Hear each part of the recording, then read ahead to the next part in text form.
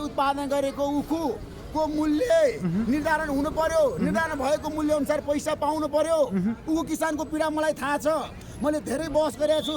माइतीघर मण्डलामा गएर उखु किसानहरूलाई मैले चाहिँ साथ दिएको मान्छे। त्यसैले मैले उखु किसानको चाहिँ उखुलाई उनीहरूले छ नि उत्पादन गरेको उखुलाई अब मैले के गर्न खोजेको छु भने एकदम मूल्यमा सरकारले तोकेको मूल्यमा र उखु किसानले खोजेको मूल्यमा त्यसो समायोजन गरेर त्यसलाई अगाडि बढाउने र उखु किसानको मागलाई सम्बोधन गर्ने। जनतासँग गएर ट्रोल गर्दैछ नि तपाईँले त्यो काम गरेको भिडियोहरू अहिले टोल गरेर केही छैन। म काम गर्ने मान्छे, म काम गरेर आएको मान्छे। म 14 वर्षको उमेरमा आमा गुमाएर होइन धेरै जीवनमा दुःख गरेर कष्ट गरेर सङ्घर्ष गरेर र मैले पत्रकारिताको इतिहास तपाईँलाई थाहा छ कति दुःख गरेर मैले काम गरेको छु। म त एकदम ग्रासरुटबाट काम गरेर आएको मान्छे।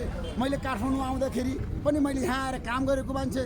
नेपालमा पत्रिका बेचेर एउटा काम गरेर पत्रकारिता गरेर आज 35 वर्ष नेपाली पत्रकारितालाई रूपान्तरण गर्नको लागि नेपाली पत्रकारितालाई एउटा जनताको पत्रकारिता बनाउनको लागि जनताको एजेन्डा बोकेर जनताको लागि साथ दिन गाउँ गाउँमा पुगेर सडक तपाईँलाई देखाएर सडकमा भएका छ नि तपाईँलाई समस्याहरूलाई समाधान गर्नुपर्छ भनेर देखाउने मान्छे म हुँ। त्यसैले गर्दाखेरि नेपाली पत्रकारितामा मैले जुन परिवर्तन खोजेको थिएँ मैले धेरै प्रश्नहरू सोधेँ। त्यो प्रश्नको जवाब नपाइसकेपछि म आफै प्रश्नको जवाब दिन आइपुगेको छु। तपाईँ निकै भावुक पनि